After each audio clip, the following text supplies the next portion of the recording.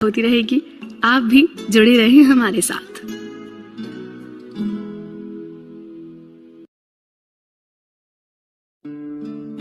मूर्ख कोई नहीं। साल 2018 की बात है, जब लेखक मॉर्गन हाउसल ने पैसे के साथ अलग अलग तरह से व्यवहार करते समय लोगों को प्रभावित होते हुए देखा तो उस पर एक रिपोर्ट लिखी। इस रिपोर्ट में उन्होंने कुछ जरूरी खामियों और बुरे व्यवहार के कारणों को रेखांकित किया और इसे द साइकोलॉजी ऑफ मनी नाम दिया।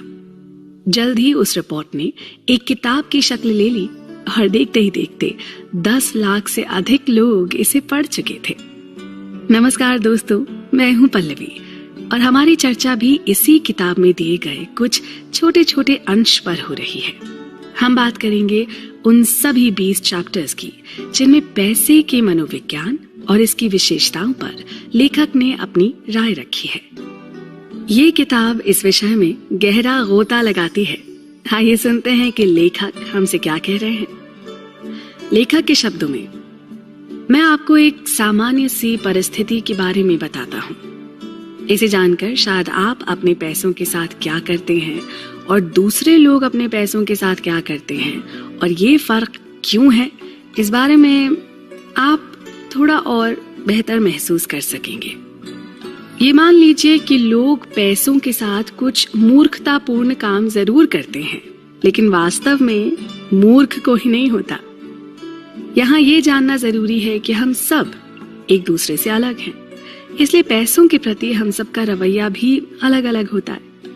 ये तो मानते हैं ना कि अलग अलग पीढ़ियों के लोग, माता पिता द्वारा अलग अलग तरीके से पाले गए लोग, अलग आय अर्जित करने वाले और दुनिया के अलग अलग हिस्सों में अलग अलग अर्थव्यवस्थाओं में पैदा हुए लोग, इन सभी का अनुभव और सबक बहुत अलग अलग होगा। दुनिया कैसे काम करती है, इसके बारे में हर किसी का अपना एक अनूठा अनुभव होता है। आपको जो बिल्कुल बेसिर पैर का लगता है, हो सकता है वो मुझे समझ में आ रहा। जो व्यक्ति गरीबी में पला बढ़ा है, वो जोखिम और इनाम के बारे में इस तरह सोचता है जिस तरह एक धनी बैंकर का बच्चा लाख कोशिश करने पर भी कभी सोच न पाएगा। ग्रेट डिप्रेशन के दौरान सब कुछ खो देने वाले स्टॉक ब्रोकर ने 1990 के दशक में मार्केट में उफान आने पर कुछ ऐसा अनुभव किया होगा जिसकी कल्पना भी नहीं की जा सकती है।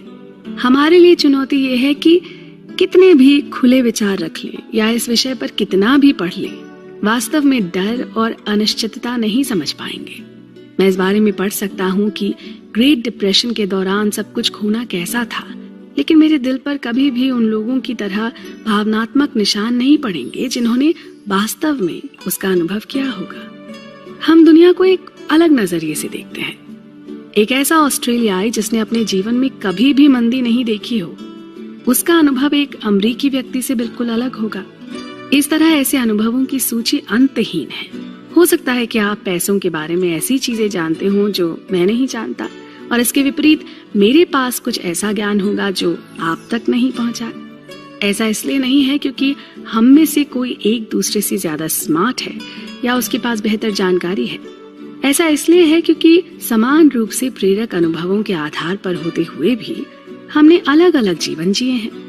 किसी स्प्रेडशीट को पढ़कर आपको शेयर बाजार में आई बड़ी गिरावट का एक छोटा सा मॉडल तो देखने को मिल सकता है, लेकिन उसे पढ़कर आपको वो एहसास नहीं मिलेंगे जो घर लौटने पर अपने बच्चों के चेहरों को देखकर मिलते हैं। अगर आप कोई ऐसी गलती करते हैं जिससे उनका जीवन प्रभावित हो, इतिहास पढ़ने से आपको ऐसा महसूस होगा कि आप कुछ समझ रहे हैं, लेकिन जब तक आप उसे जीते नहीं हैं और व्यक्तिगत रूप से उसके परिणामों को महसूस नहीं करते हैं, तब तक आप अपने व्यवहार को बदलने के लिए पर्याप्त नहीं समझ सकते हैं। हम सभी सोचते हैं कि हमें अच्छी तरह से पता है ये दुनिया कैसे काम करती है, लेकिन हम सभी ने इसका केवल एक छोटा सा अनुभव किया है और अभी एक लंबा सफर तय करना बाकी है। मन मस्तिष्क पर असर करने वाली ये गहरी चर्चा यूं ही चलती रहेगी। आप भी जुड़े रहिए हमारे साथ।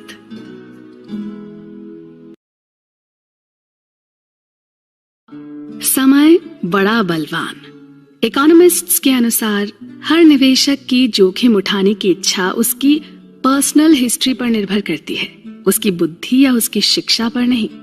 सिर्फ उसका भाग्य और परिस्थिति कि वो कब और कहां पैदा हुआ था, इससे ये तय होता है कि वो अपनी संपत्ति के साथ क्या करेगा।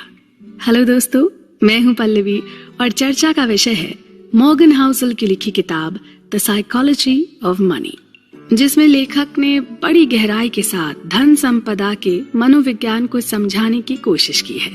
फाइनेंशियल टाइम्स ने 2019 में प्रसिद्ध बॉन्ड मैनेजर बिल ग्रोस का इंटरव्यू लिया। ग्रोस ने माना कि अगर वो एक दशक पहले या बाद में पैदा हुए होते तो शायद उस जगह नहीं पहुंचे होते जहां वो आज हैं। उनका करियर ब्याज दरों में पीढ़ीगत गिरावट के साथ लगभग पूरी तरह से मेल खाता है, जिसने बॉन्ड की कीमतों को एक टेल विंड दिया। आज की पीढ़ी के लिए ये बॉन्ड बहुत सारा धन पैदा करने वाली मशीनें थी, और वहीं उनके पिता की पीढ़ी के लिए जो बहुत अधिक इन्फ्लेशन यानी महंगाई के साथ बड़े हुए, उन्हें ये पैसों की बर्बादी के सिवा कुछ नहीं लगा।